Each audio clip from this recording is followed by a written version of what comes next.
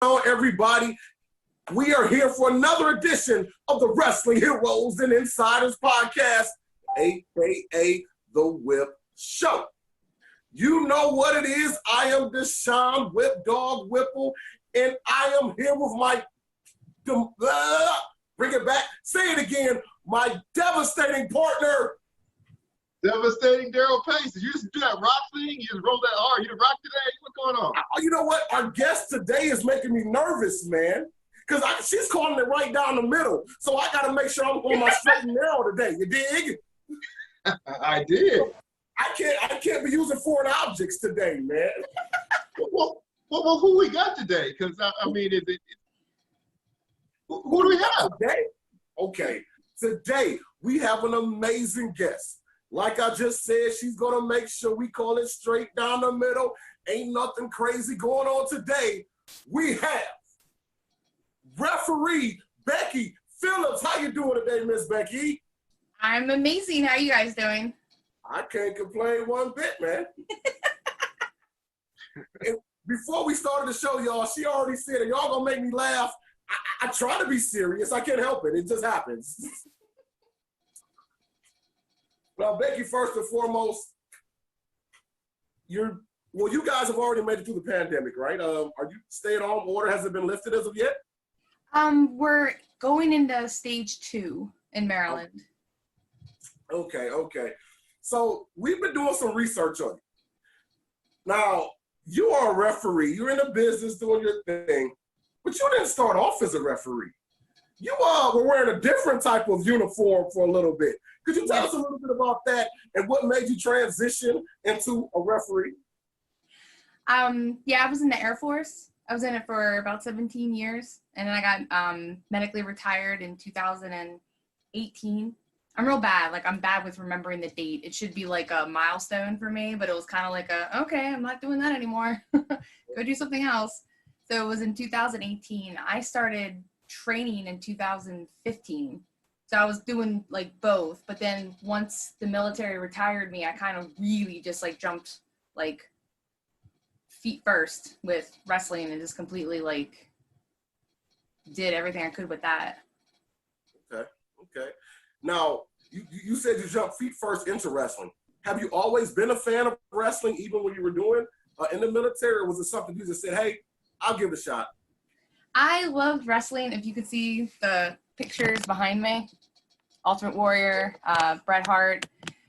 I loved it when I was a kid a lot. Like it was back in the 80s, like wrestling was just really geared toward kids with like cartoons and the plush pillows and all the real big. In fact, I have a whole shelf full of some old toys from when I was a kid. I liked it when I was little. And then during the Attitude Era, which really probably should have like got my attention because Attitude Era happened when I was like 19, 20.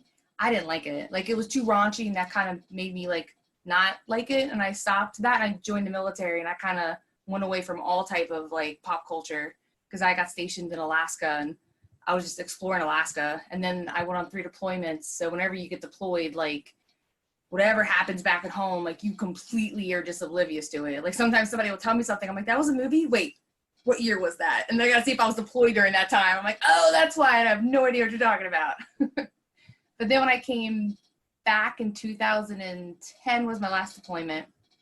In 2014, I found MCW. A friend took me because Bret Hart was there. And I was real excited.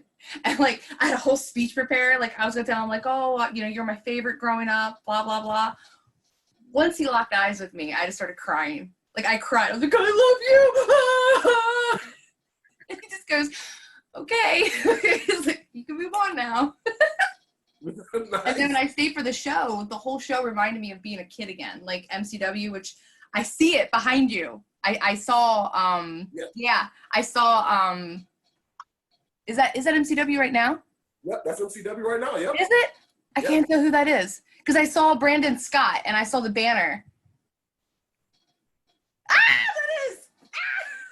We got you, girl. We ain't gonna bring you on the show and not get you together. We got you, girl. When I went there, like MCW's production is by far the best it's amazing. Like, you don't have to know who the wrestlers are. You know the heels and the faces by how they are presented, how MCW presents them, and how they come walking down the ramp. Like, I didn't know any of the wrestlers, and I'm like screaming like a 5-year-old when, like, you know, the false finishes start happening. And I'm like, oh God, get up! And I'm like, what's going on? Like, I don't even know these people. But I was like, I want to be part of this. So it gave me goosebumps. So that's when I started training. Was that the first independent show you had ever seen? So that was the first one outside of WWF, WWE. Okay. Yeah. I want to be really, I think the word I'm going to look for is ignorant. Like, I just didn't know. I didn't know about indie wrestling. I thought WWF, WWE was the only thing.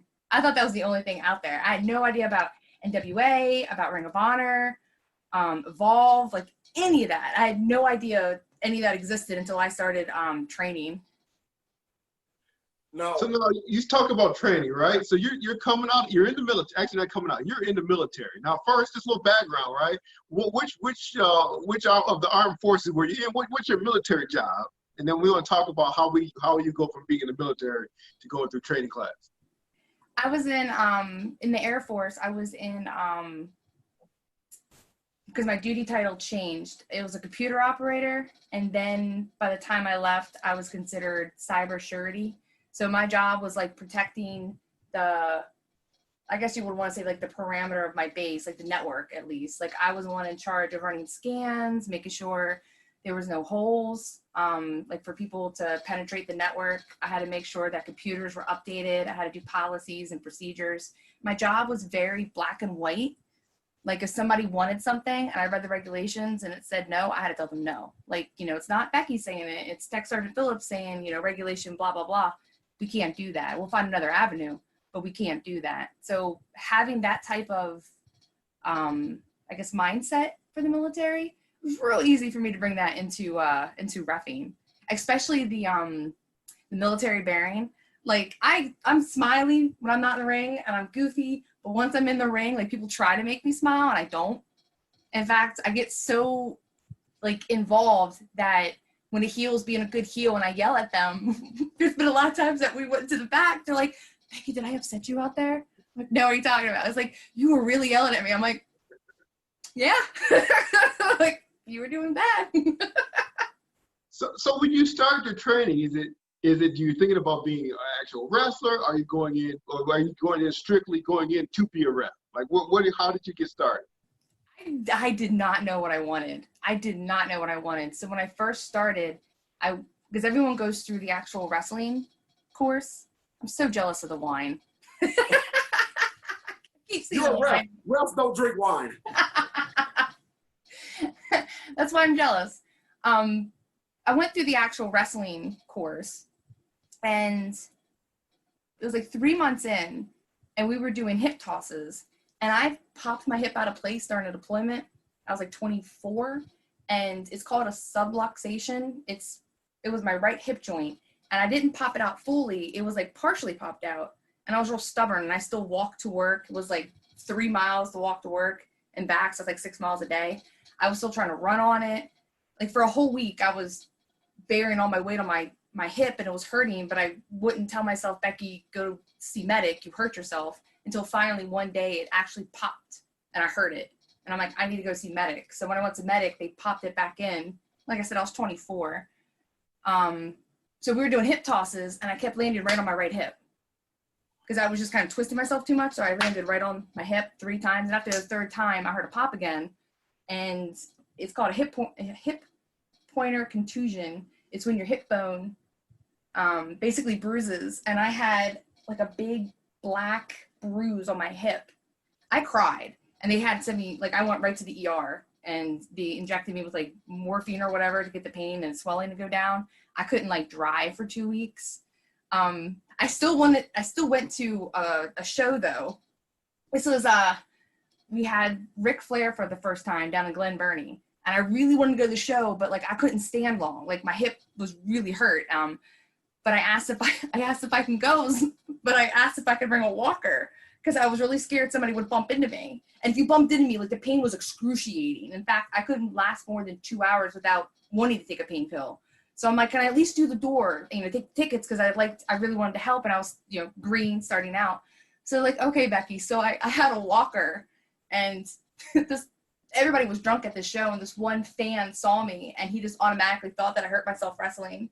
So he tried to give me $100, and I didn't want to take it because, you know, I thought that was wrong. He's drunk. So I'm like my walker trying to walk up to him and give him back his money. But that's when I stopped, because like that hurt so bad. So my trainers were like, you know, just take a while, don't bump, come in, we'll have you do something else. Maybe you can be a manager, maybe you can be a referee. And I had no clue about being a referee. So then I just started training to be a referee because I was kind of nursing an injury. But then after I started getting good at it and getting like accolades for it, like I think it's just like human nature. Like once you get like a pat on the back, you just want to keep going. Like you just want to keep getting better and better. And that's what happened. It just fell that way because I hurt myself. So I started reffing. Nice. Oh, $100. That's more than Whip Dog made his first year, right? You ain't lying. Probably about year 5 before I made $100 working. So you did way better than me, man. All my friends made fun of me. I'm like, I thought I did a good thing. Like, he was drunk. Like, he was give you $100, just take it. I bet you some of the boys would have told you some stories. They would have took it. But with that being said, now, like I said, I was doing some research also on you. So is it true? Did you get some referee training from one of the Hebners? Oh, I went to, yeah, Earl Hebner. I went to a seminar in Tennessee like 2 years ago. That was awesome. Like, now, how was that? I felt so starstruck seeing seeing top him. referees of all time. How did that feel being in front of him and going to that seminar? When I got there, I was nervous. Like, remember, I saw him in the parking lot, and like, I didn't know how I was gonna feel. And once I saw him, like, I wanted to throw up. I'm like, oh my god, I'm so excited. Like, this is so weird. And then when I met him, he was so nice. He was so friendly. And when I got in the ring, I mean, I did pretty good. He gave me some pointers. He was just really friendly. And like, it was me and another girl. I took a girl named Cheyenne Anders with me. And he pulled us aside, and he just gave us like a rundown of the business. How he thinks it's great that he's seeing females refereeing. And he told us some funny stories. It was great meeting him. It was like, I didn't think I was going to be so starstruck, but I was. So that was awesome. Nice. Well, earlier you stated that you kind of walked away from watching wrestling during the Attitude Era because it was a little bit raunchy and things of that nature. Obviously, with a lot of stuff going on. You know, we have the divas and all that stuff. Now, you come in doing what you're doing now. Do you feel empowered? Because like you said, wrestling with women now is a totally different thing than it was even 5 years ago. How do you feel about this revolution where they have women referees on television working title matches, women wrestlers main event? How do you feel about that? It's really awesome. Like when I was a kid, the only like females that I had growing up was like Sherry, Miss Elizabeth. So I didn't really see a lot of females, especially no refs. So to see that now, it's really awesome. Like I think having a female ref in the ring brings a little bit more to a storytelling than if you have a guy. It's just how it is. It's not like I'm trying to be like, oh, women are better, men are not. It's just that when you have a female in there, you can do a little bit more with the story, and it's awesome. Like I've had a lot of really good matches with Ring of Honor with the dojo students, like Brian Johnson, Joe Keys, Ken Dixon, Dante, Ryo. The way that because it's like a dance, so we all have to be like in the perfect place or misplaced to make the story make sense and to make it like a really good story. And I know at MCW, like there's been some times where Joe Keys and Dante like purposely wanted me to be the ref because they wanted that element of like, you know, an empowered woman, like really laying the line down. And if they did something that was like dirty, whether it was to me and it had to make me leave the ring, or if it was like behind my back, it kind of meant more. It meant more, and it was purposely done that way to me more.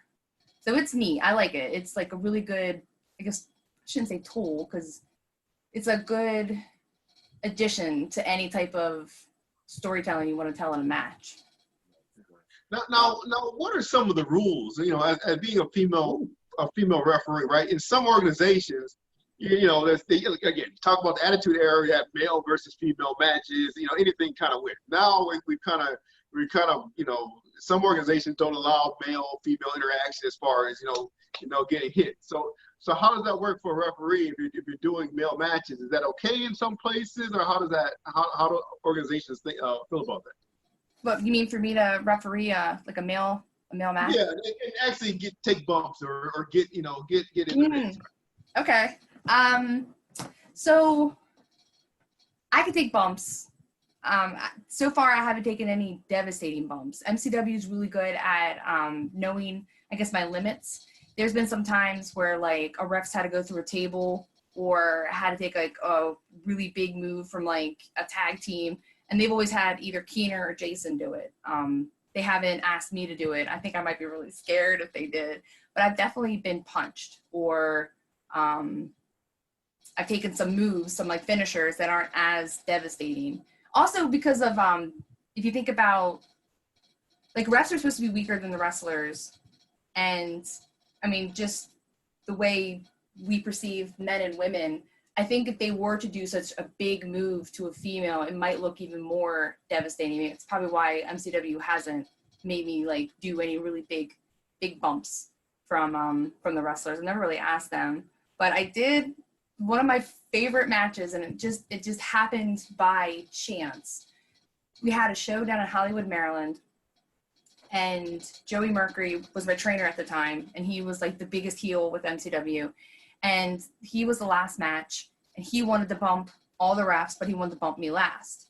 So for some reason down in Hollywood, Maryland, like they chant my name. And I really think it's just because like I'm a gem, you know, it's like, oh, a female, what's her name? Let's just chant it whenever she comes out.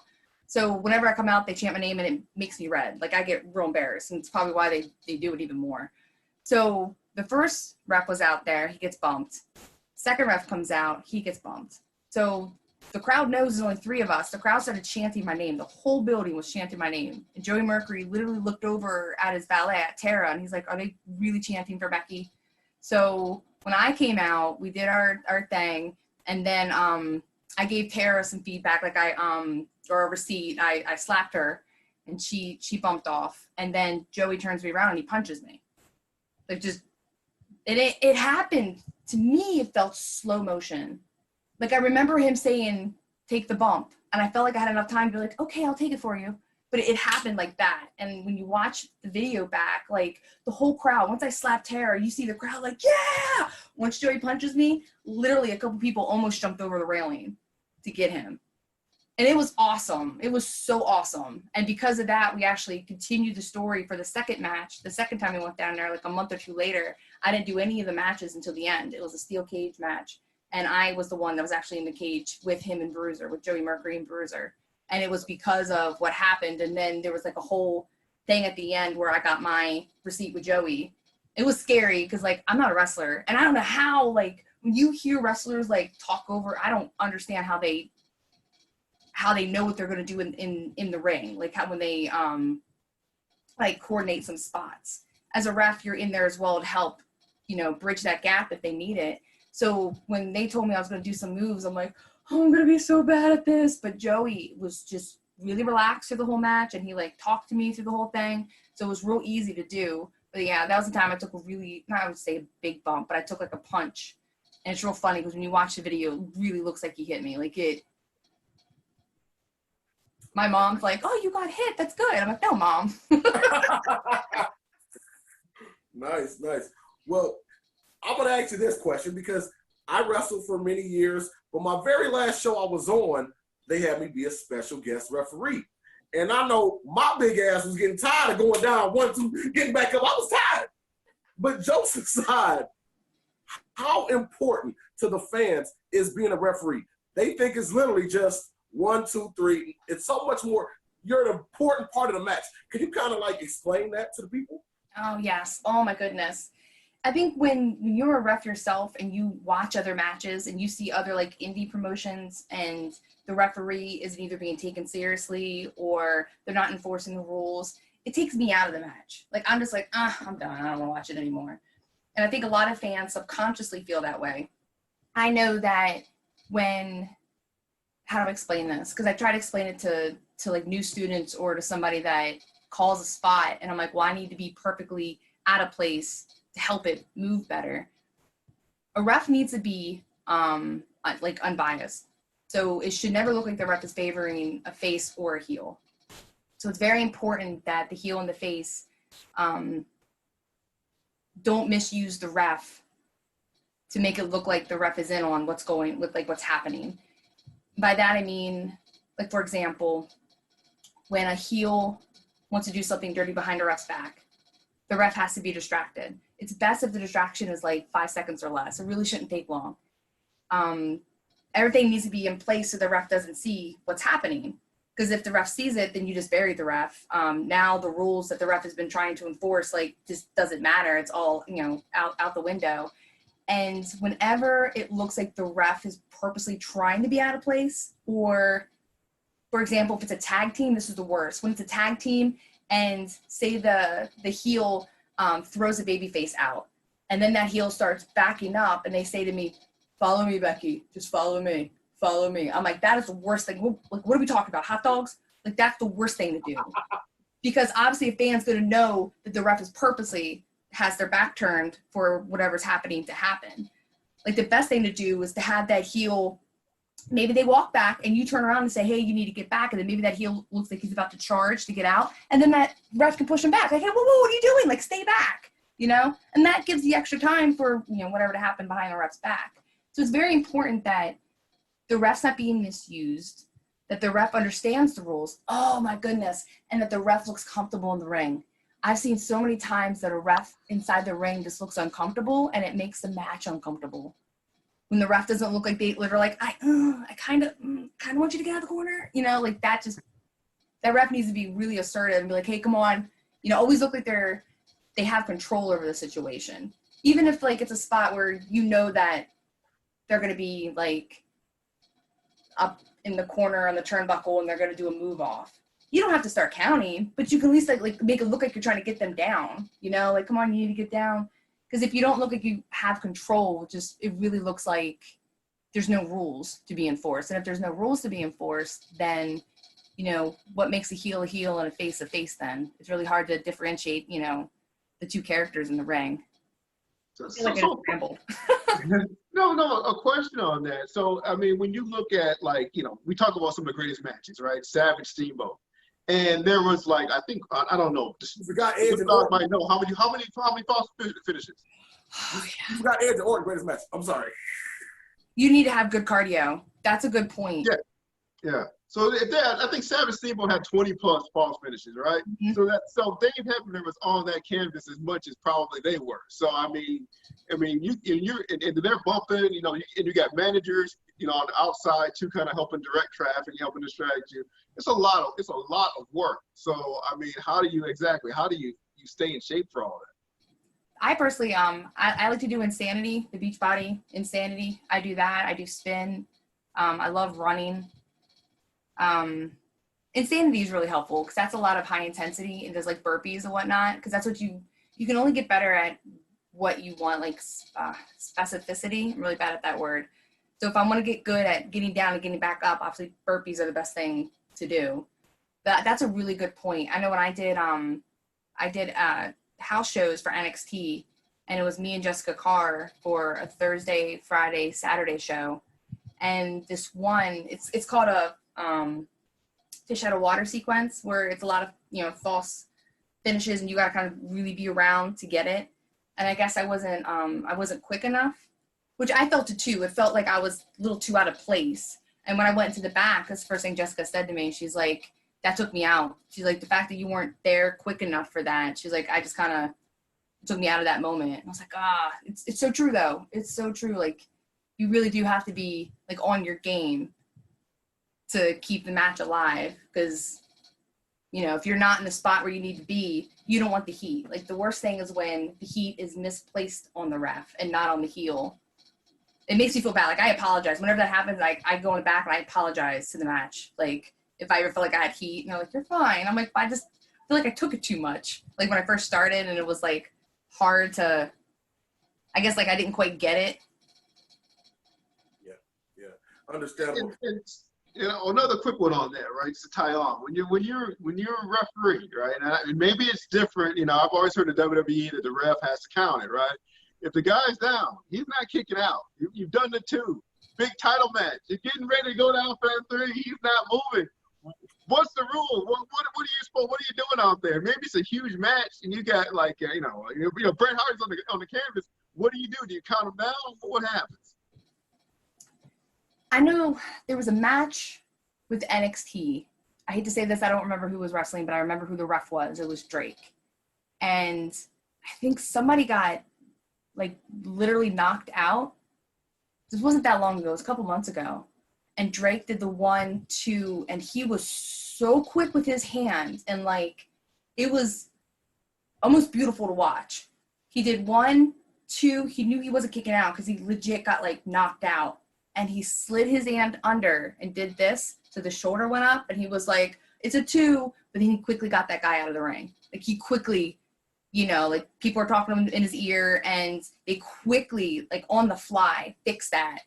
And I want to say Roderick Strong was the one that came out to finish the match. Is that the match I'm thinking of? So it must have been Bobby Fish that got knocked out. Like I said, I'm really sorry. I don't remember who the wrestlers were. I just remember I remember Drake. I remember Drake 1, 2. Oh no, it was a kick out. And it was so fast. It looked so smooth and it was really nicely done. But WWE, that, because it was televised, it was live, and there was like a story behind that. If I were on a house show with NXT and I get producers in my ear, like I wear an earpiece.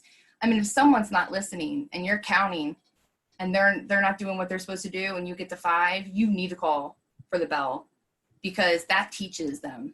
Like the house shows are supposed to be learning tools for the refs and for the wrestlers. So if you get to any number and you count them out, if you hit 1, 2, 3 and count them out, like, and it's not supposed to be like the finish or it's not supposed to be part of the match, WWE doesn't get mad at you. They don't get mad at you for that. Yeah, I've actually heard that before. That Vince definitely wants the referees to count 3 because he wants the guys to kick out because, like you said, it's a learning experience. They got to do what they got to do. Yeah. But speaking of that, I want to talk about your progression because in these 4 years, you've really moved up the ranks from independent to doing shows with Ring of Honor. I saw you did work with Evolve, who was also the feeder for WWE and NXT. Why do you think you moved up so fast, or they just enjoy you as a referee so much?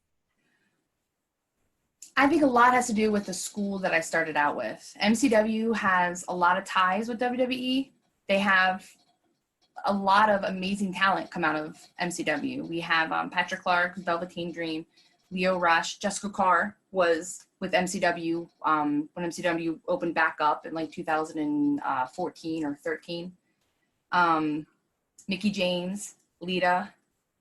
So we have a lot of history with MCW with WWE. In fact, the owner, Dan McDevitt, I remember one time I was at work and he messaged me and he's like, what branch of the military are you in? Okay, this is really weird. Hi, Air Force. And he's like, okay, how many times are you deployed? Okay, so I tell him my deployments and I'm like, and he doesn't say anything. And I'm like, an hour later, do you mind if I ask why you wanted to ask me that? He's like, oh, I'm talking to so-and-so at WWE because that person also was a military vet. And it blew me away. I'm like, oh my God, okay, that's cool. It's also really nice or humbling or a blessing. It's a blessing that MCW takes their refs super serious, that they actually hired Mike Keener, who's been with ECW. He was with Ring of Honor when they first started. He did Evolve. He did a lot of promotions. He's with MLW now. He's done a lot of promotions. He's got a lot of ties in WWE as well. So he was really big at advocating for me. And then we had Joey Mercury. And Joey Mercury, he saw, I guess, some of my footage. Because I know I've done some matches with Melina. I'm assuming that's why he saw me. So when he became our coach, he too was like rooting for me. And I wouldn't say he had my back because Joey Mercury is like super passionate about the business. He doesn't like anybody just to like them. Like you have to show hunger. You got to show that you want it. So when he came to MCW to be a trainer, he picked like a select group of us that he saw like something in us. He saw that we were all like taking it serious and really trying to develop and learn and grow. So I think it's because I had a lot of people kind of like in my corner behind the scenes. But just because you have people backing you, you know, you take a horse to water, but that horse has got to drink the water on its own. I also had the work ethic. So like I'm like the first one at the show, I put in like everything that I got. Being a good person and being friendly really does go a long way. They always say that be the person that people want to take like the long road trips with. So like I'm just my personality. Like I'm super sweet and friendly to everybody. Like I treat everyone like they're my family. And like I took every single thing that people taught me serious. So every single time that somebody gave me feedback or someone told me something, the next time I went out to the ring, I fixed it. Like I never did the same mistake twice. And I think that went a long way as well, being coachable and just being like eager and loving it. Like I just had such a huge passion for it. Like when I talk over matches, you know, like my whole purpose is to make that match as enjoyable to the fan as possible. So whenever I talk over a match with someone and they get to a spot where I'm like, okay, let's talk about that for a little bit, because I want to really make sure that like placement's good and that I don't get the heat, it stays on you, and that we really make it make sense, you know? So I think that's probably why I progressed, because I took it serious. I loved what I did. I worked real hard. You know, I always put the ring up and take it down without being asked. Like if I go to a venue, I like to stay and help take it down if I'm not there to, you know, help build it. So I think those are the reasons why I probably advanced up as much as I did, or as quickly as I did. So you just talked about not putting the heat on you. And I'm going to bring up a situation. There used to be a referee, because I'm from the Michigan area, and I always thought this was a little bit too much for me, because he would do it in matches with green guys. He literally would try to, okay, let's say there was a pinfall. Before he went for the pinfall, he might actually do a backflip himself, backflip into the 1, 2. So he was always overselling himself as a ref. You know, at first I'm like, okay, if you do it once at the end of for the main event or whatever, he did it all the time. And I always thought it took away, especially when you had 2 green guys that, you know what I mean? Mm-hmm. What do you think about that? The referee trying to put too much shine on themselves as opposed to the workers in the match? I'm really old school, probably because I'm old. Stop it. I personally, myself, I don't oversell anything unless I'm asked to. Unless someone's like, this is going to happen, Becky. It'd be great if you really made like a really weird face to kind of sell it more. I've been asked that a couple times. There's been a time in a match where it was a tag team at MCW, and they wanted me to get so mad at the heels that like I literally roll my sleeves up and I'm like, let's do it. Come on, get here, get in the middle, let's do it. And at first they're like, Becky's not going to want to do that. And that kind of hurt my heart, because I'm like, well, I want to make the match as good as possible. But like my conservative side didn't want to do it. You know, like I don't like the spotlight on me. I don't like to take away what's going on in a ring. But if it's for the goodness of the match, you know, I'll do it and I'll ham it up. I personally don't like when it seems like refs are trying to, I guess, steal the spotlight. That's just my personal preference. And I think it's because I see myself in matches, maybe. Like no, that's not a good way to put it. I think it's because of how I ref. That's how I'll say it. Because of how I ref. I like to be as down the middle. I like to be as helpful to everyone in the ring to get them where they need to get and to get the right emotions where the emotions need to be at. That I personally don't ever take away from what's going on. I like to be as invisible as possible. In fact, when people say that they didn't even notice I was in the ring, it's like the biggest compliment I can get.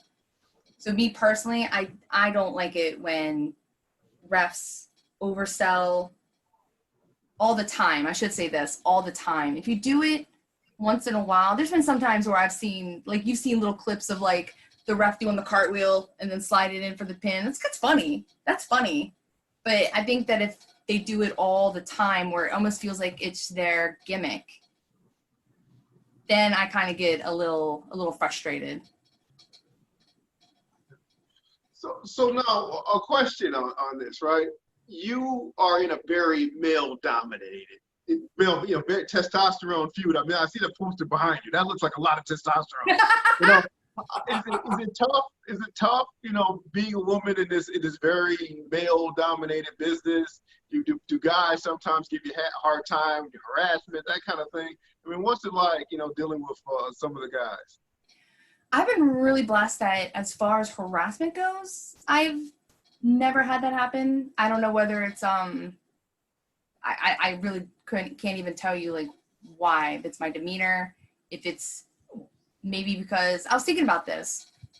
Whenever you see a wrestler and a female wrestler, they have on like really cute outfits, and I mean it could be revealing because they're wrestlers, you know, they're athletic and they have the right to wear what they want to wear. And then you hear stories about them being harassed.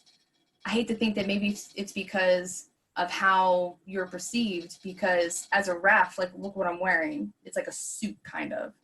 So I think because I wear that, guys don't automatically think that they can step their boundaries, where it's real sad. I'm not saying it's right what they do. It's absolutely horrific. And I think if I were ever to see that, I would step right in and get up in someone's face, because I do not tolerate that. But I hate to say it, it might be that's the reason why I don't get harassed, which is perfectly fine. Like, also, the places that I've been to, like MCW is a family. So like the people that I started out with, you know, like we all look at each other as brothers and sisters. So, I mean, like nobody harasses each other at MCW. Ring of Honor was the same way. When I went to the dojo, it was all of us from MCW. So it was like I was kind of sheltered because I still had my group of guys go with me. NXT, I kind of had people I knew down there as well. When I went down there to ref last year, I was real fortunate because my boyfriend was signed. So I went with him. And if you know what my boyfriend looks like if I walk in a room with him, no one's going to pay attention to me because he's like a really big guy.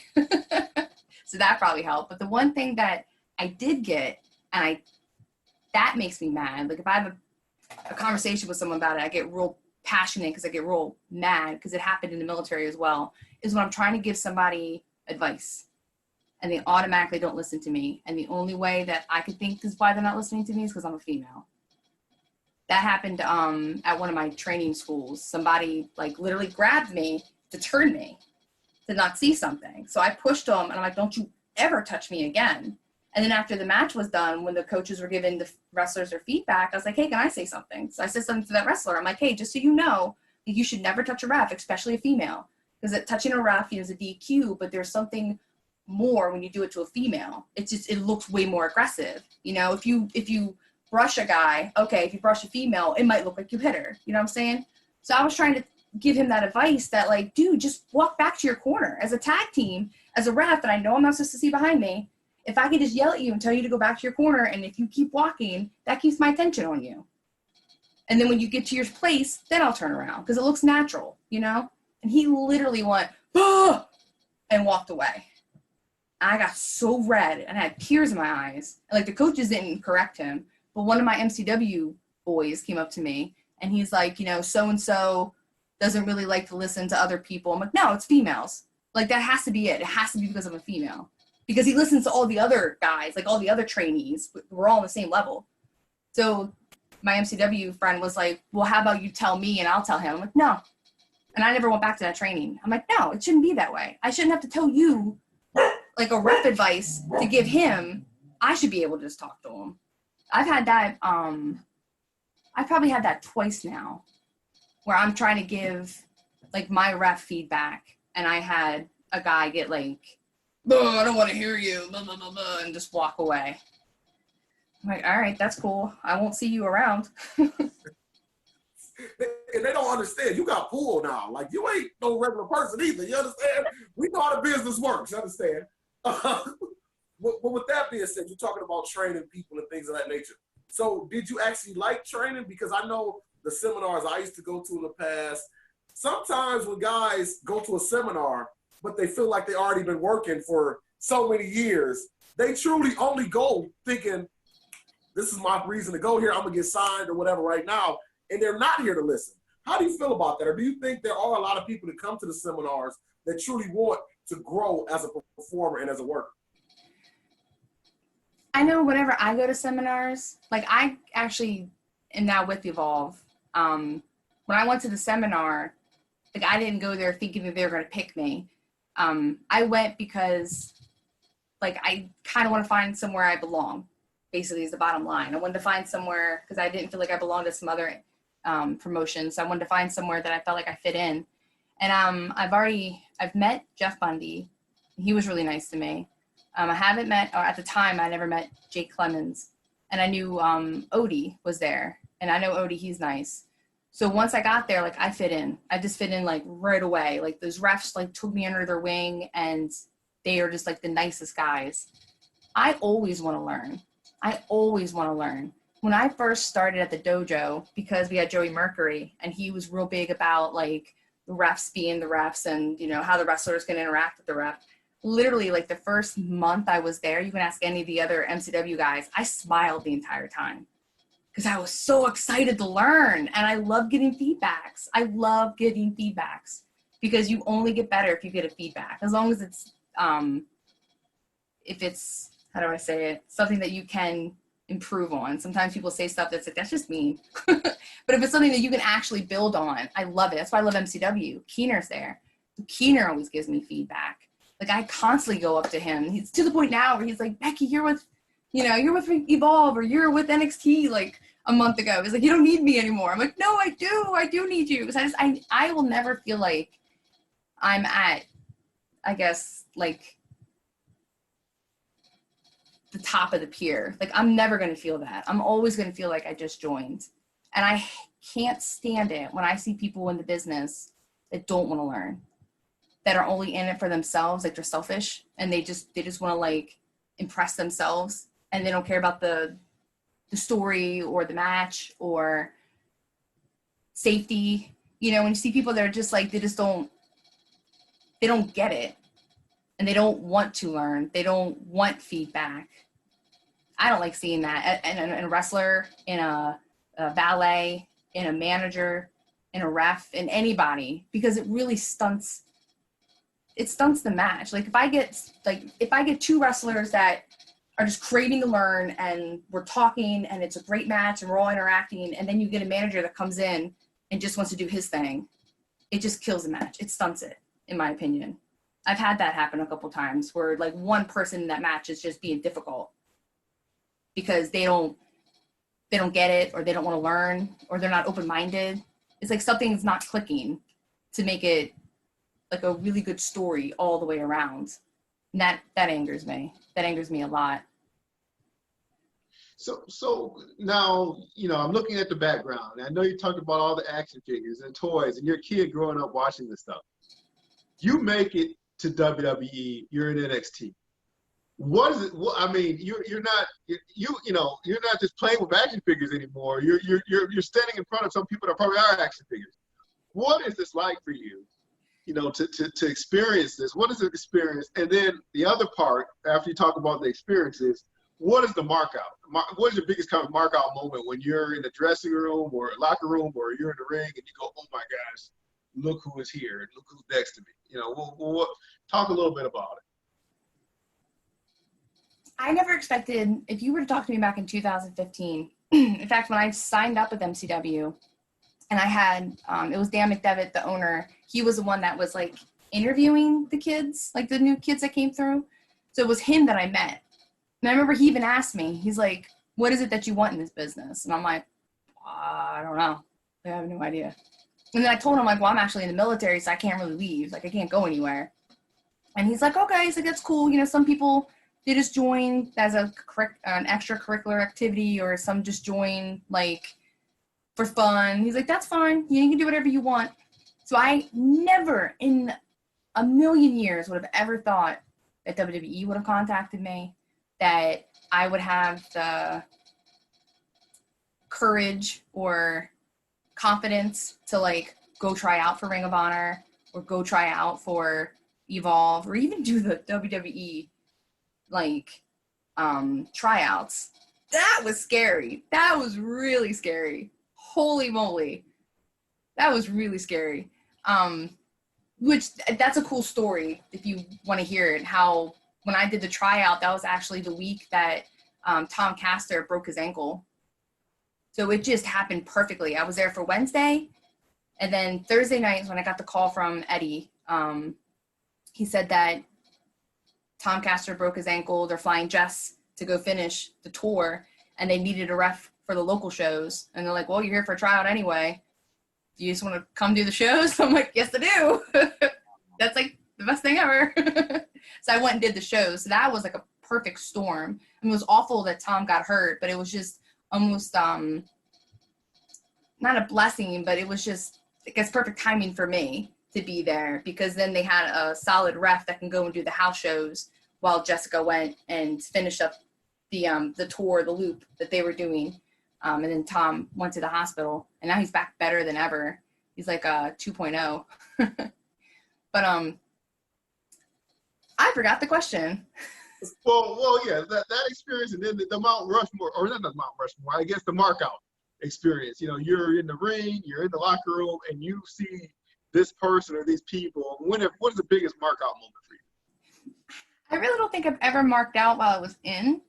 The biggest markout is when I saw Bret Hart and I cried. He did come to, we had a Legends convention 3 years ago, and I'm kind of happy I didn't see him. Because, like, he signed autographs, and then, like, we're all in the back getting ready for the show, and he kind of walked in the back, but I kind of glanced and saw it, and I'm really glad that's all I got, because I think if I were to have seen him again, I probably would have cried again. He was just, I was in love with him when I was little, because he wore pink. Well, thing to a 5-year-old. I was like, he's wearing pink. That's awesome. You heard that, young workers. When you get into business, never mark out in front of them. Wait till you get home, and then just write in the notebook. It's true. Oh, man. So, Becky, I got to ask you this before we get out of here. And I'm not going to just say one, because I know it's hard. But give me your top 3 matches that you've refereed. I really love the matches that I've done with my boyfriend in NXT, Nick Camarado. I've done a couple matches with him. The reasons I really love those matches, because the person in my ear, the producer, when we did house shows, always tried to get me to laugh. And it was just really nice because it was like calming and maybe not like anxious. So I'll always remember those matches because they calmed me down. And it was, he's really good to work with. Like, me and him he talks through it, and then I help communicate, so he's real comfortable to be in the ring with. I really like that match I had with Joey Mercury, the receipt match I had, where it was a cage match with him and Bruiser. That was a really good match, because I was so scared. I was so scared, and he was really good at talking me through it. So if you watched it, like, it was flawless and looked great. Me, I was terrified I was going to mess up and just take away whatever aspect, but it went really well. I think that was a good aha moment for me on how much communicating in the ring really helps, because, like, I'm not a wrestler at all, and I had to do not like moves, but like I had to be in certain spots, and I had to actually like show emotion, and yeah, that was really good. And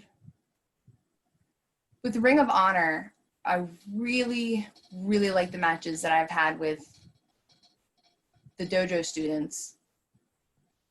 So like Brian Johnson, Dante, Joe Keys, Ken Dixon. There was one I found recently that I was going through because I had to send it to someone, and it was one we had down in Florida. We were at Lakeland.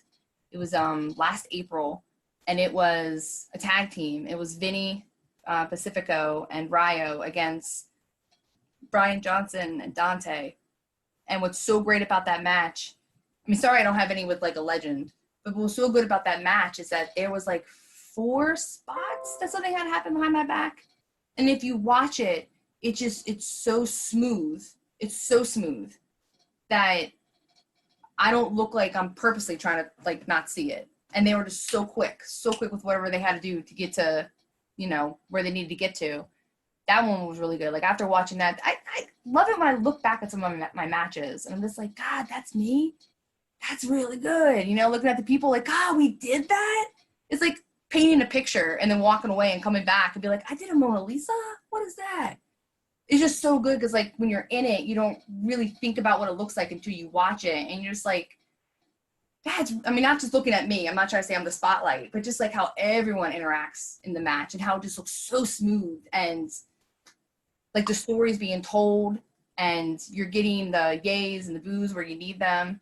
And especially the ending when you really take them on a roller coaster and you get that ending that you want. Nice. Well, I gotta ask you this then. You've been shouting them out all show. I want you to do two things for me. One, if people have never seen Maryland Championship Wrestling, tell them how and why they should check it out. And two, give me some of the top guys they should be looking out for out there in Maryland Championship Wrestling. All right. Okay. I'm gonna get you in trouble. I love this. I love promoting other people. Like, I love helping other people out. MCW Pro Wrestling, you can go on the website, mcwprowrestling.com. You can check us out on Facebook, MCW Pro Wrestling on Facebook. We have the best legends come through. And our storylines, we keep a story going. In fact, we were supposed to have some face turns and heel turns at the last show, but it got canceled. And one of the wrestlers, Ken Dixon, was telling me about it, and I got goosebumps. I'm like, how am I getting goosebumps from this? So we do really well with making the fans know that when they come to the show, they're getting something. And it's also family friendly. The owner, Dan McDevitt, has a kid. He's got, I think she's 7 now. So he's so big about no cussing, no blood. Like, you know, we're not being raunchy. Children come to this. He's like, think if any of you have kids, would you want your kids to see this? Some of the best wrestlers that you're going to be seeing from there, we have Sons of Savagery, which they're now signed with Ring of Honor. We have Ken Dixon, Joe Keys, Dante, Ryo, Aria Palmer, Gia Scott. Tag team champs, we have Dion Epps and Tommy Seto. They're really, I mean, they're really good. Like, they're still learning, they're still hungry, but they're getting it, and they're really good. Yeah, those are some of the people that you're gonna be seeing from MCW. Nice. Daryl, you got something else for me? No, I mean, it's just some pretty great stuff. I'm just excited to get through this whole period we got right now, so we can see her, get back in the ring. Yes. I miss it. With that being said, Becky, what do we got coming up from you personally in the next year? Where do you want to be? Where do you expect yourself in the future of pro wrestling? I don't know where I'm going, but I'm loving the journey. I say that to everybody. Like, everyone's, dreams is like WWE. I am so excited that they know me and that they contact me for like shows. That is amazing to me. I definitely practice what I preach, because I say this to a couple of people I know. So whenever look at other people when you're on your journey, only focus on yourself, improve what you can improve, and just be so thankful and blessed for all the opportunities that you have. Right now, I'm excited that I'm part of Evolve, and I can't wait to get back into Evolve and like to really get like 100% comfortable with not just being with them and being with all that new talent I get to meet. A lot of them are from MCW as well. A lot of them cycle through MCW. So when I went there, I knew a lot of the wrestlers from that. But just to learn all the ins and outs of Evolve, to the point where like somebody can ask me anything, I'll be like, oh, it's there. Or, oh, I know how to do this. I go over here and do this. Like that's kind of my personal goal, is just to know as much as I can about the production and everything with Evolve, to the point where I feel comfortable that I don't need to ask anybody like, what's this, how to do that, where's this at? That's, I guess, my personal goal.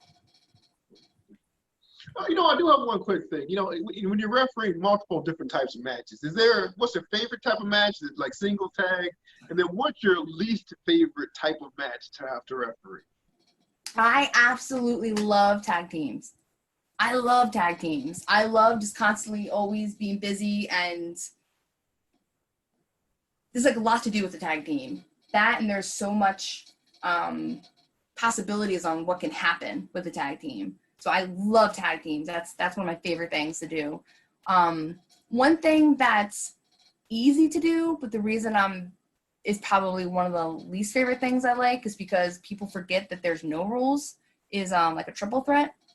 triple threats are awesome because it's Keener always says it's an easy payday. Like whenever he gets a triple threat, he's like, I just count 1, 2, 3. It's an easy payday.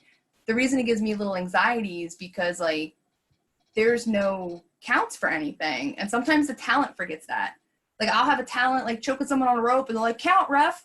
So what I do to protect myself is I'll say, hey, come on, this is a triple threat. There's no counting, but I need you to get off the rope. Come on, like that's a little brutal, you know. Like I say that not just for the fans to remember, but sometimes for the wrestlers to remember, because they forget too that I'm not going to count if you're on the rope, because then if I count you out, I just mess up the flow of a match, because really it's whoever pins.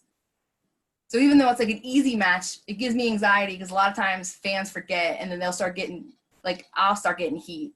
And I'm like, man, I must get heat for this. Like, keep it on the heels. Nice, nice. Real quick, Becky, I know there's a lot of ladies, young ladies coming up. They're watching, you know, they see your Sasha Banks, they see your Baileys, they see your Ring of Honor women, but they also watching ladies like you. If you want to give them a quick word about if they want to get into business, having a dream, could you give them a quick inspirational word? If you want to get into business and you don't know what you want to do, find a really good, reputable school. There are some out there that are not reputable, so do your research. Find one that takes the business seriously. One that takes, once you know they take ref serious, they take everything serious. They take injuries serious, they take storylines, you know, really developing people. Really research a school you want to go to. And if you don't know what you want to do, just go and figure it out.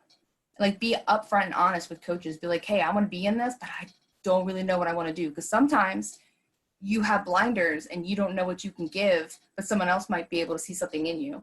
I had no desire to be a ref. I didn't think about it whatsoever, but it was because my coaches said it. Since you're hurt, Becky, how about you start reffing until you feel comfortable bumping again? And you know what? I never bumped again. I kept reffing. So sometimes it takes those outside eyes to guide you to where you want to go. So just go to a school and just enjoy it. Because, you know, you might not be like a wrestler, but you can be like production. You can do photography. You could do graphics. Maybe you're a great seamstress, and then you could start making, you know, gear. There's definitely something for everyone. You just got to go and figure it out. Because sometimes the answer is not right in front of you, but it'll start to appear once you start putting the work in. For sure, for sure. Well, Becky, once again, I want to say thank you for coming on the show. You've been a great guest. And, oh, it's a final segment. You ain't getting out of here just yet. But I want to say I really do love the fact that even though you've been doing great, you've been pushing yourself, you're still so humble, and your love and respect for the business definitely shines through. I want you to know that. Thank you. You know, and by the way, since you said your boyfriend is a worker too, when he's for NXT, I know they got the contracts, but tell him you had a great time. So tell him to sneak through and do a show with us too. We'll figure out a way to get him in. Just saying. But with that being said, this segment is called Ring the Bell.